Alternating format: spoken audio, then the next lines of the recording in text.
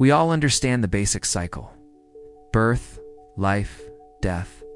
The in-between makes sense, it's our story, but the before and after, pure mystery, and that's the problem.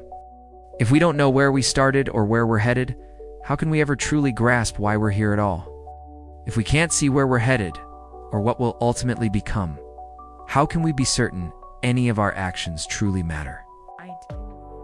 This fundamental uncertainty, our inability to grasp either our beginnings or our ultimate fate, is precisely why humanity has wrestled with the question, what is the meaning of life? Ever since we became conscious beings, throughout history, we've devised ways to cope with this existential dread. Many find solace in religion, believing a divine creator fashioned the universe, and that our earthly deeds determine our eternal destiny. Others anchor meaning in human connections, insisting love between family and friends gives life its purpose. Some maintain that existence itself is reason enough, that being alive justifies living. Yet nihilists reject all these comforts, viewing life as inherently meaningless, a cosmic accident where all struggles and joys amount to nothing in the end.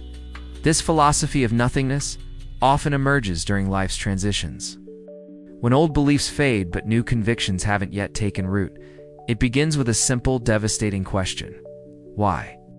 Why do we hold these values? Where did they originate? Peel back the layers, and you'll find no ultimate answer, just an abyss of uncertainty. Despite millennia of religious teachings and scientific advances, we still confront the same unanswerable why. The universe remains silent.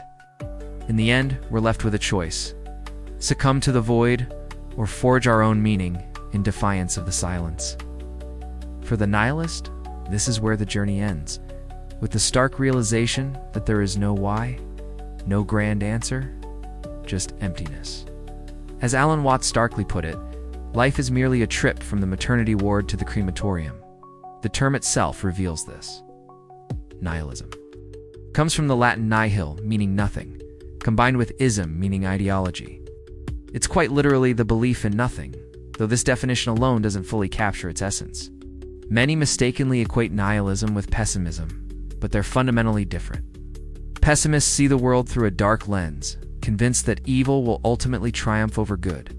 They acknowledge goodness exists, but doubt humanity's capacity to achieve it completely. Nihilists reject these concepts entirely. To them, there is no inherent good or evil. These are merely human constructs imposed on an indifferent universe. Consider the classic glass analogy. Optimists see it half full, pessimists half empty.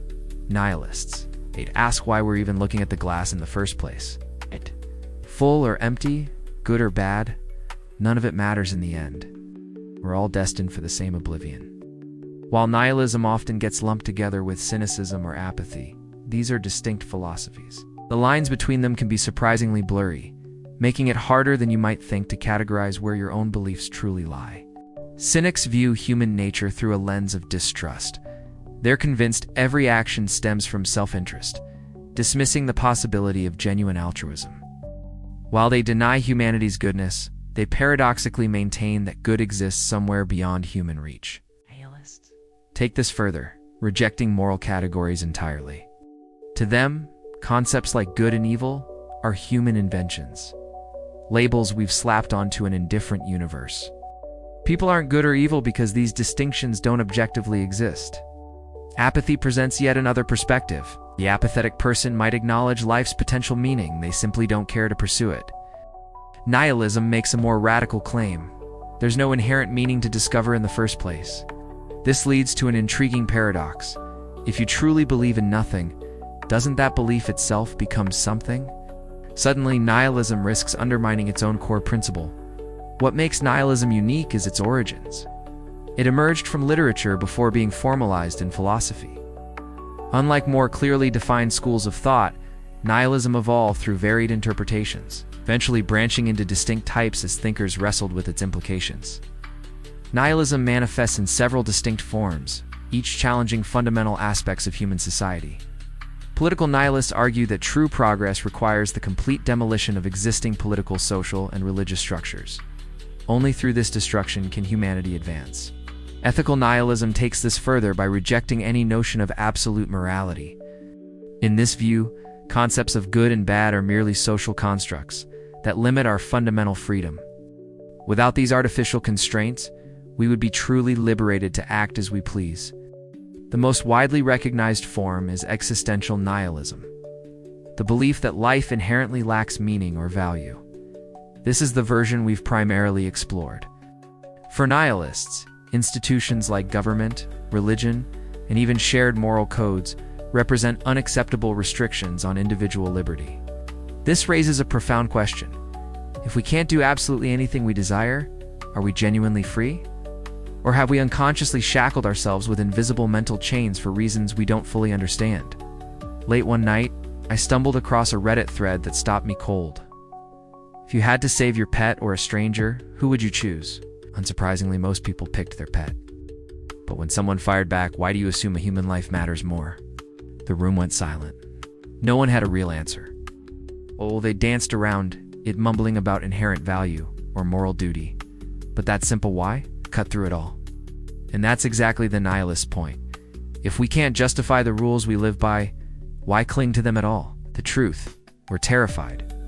The moment you admit life might be meaningless, the floor drops out. Think about it, every scientific breakthrough, every moon landing, every hard-won battle for justice, all just temporary noise in an indifferent universe. Our joy, our suffering, none of it leaves a mark. But here's the twist. We don't owe the universe understanding, just a middle finger and a laugh. Friedrich Nietzsche held a complex view on nihilism, both advocating for and opposing it. He argued that the world lacks inherent order, and any structure we perceive is of our own making. He famously stated that all beliefs are inherently false, because there is no objective truth. He saw nihilism as a tool to dismantle humanity's reliance on flawed Western traditions, declaring God as dead to symbolize the decline of religious authority and the rise of individual autonomy. However, Nietzsche also feared that nihilism could lead to societal collapse in the coming centuries. He pointed to destructive periods in history as evidence of this danger, where the erosion of cultural norms, beliefs, and institutions paves the way for meaninglessness. He argued that if nothing has inherent value, it becomes impossible to condemn atrocities like slavery or genocide, or to objectively label figures like Hitler as evil. This lack of a logical basis for morality concerned Nietzsche, as it hinders the ability to persuade others to follow a moral path. Despite recognizing these risks, Nietzsche continued to explore nihilistic ideas, believing that overcoming the resulting societal breakdown would pave the way for a new, self-created morality, free from past prejudices. He likened this process to tearing down an old house to build a better one. The text concludes by suggesting that contemporary society, particularly social media, may be experiencing a resurgence of nihilism. Friedrich Nietzsche held a complex view on nihilism, both advocating for and opposing it. He argued that the world lacks inherent order, and any structure we perceive is of our own making. He famously stated that all beliefs are inherently false, because there is no objective truth. He saw nihilism as a tool to dismantle humanity's reliance on flawed Western traditions, declaring God as dead to symbolize the decline of religious authority and the rise of individual autonomy. However, Nietzsche also feared that nihilism could lead to societal collapse in the coming centuries. He pointed to destructive periods in history as evidence of this danger, where the erosion of cultural norms, beliefs, and institutions paves the way for meaninglessness. He argued that if nothing has inherent value, it becomes impossible to condemn atrocities like slavery or genocide, or to objectively label figures like Hitler as evil.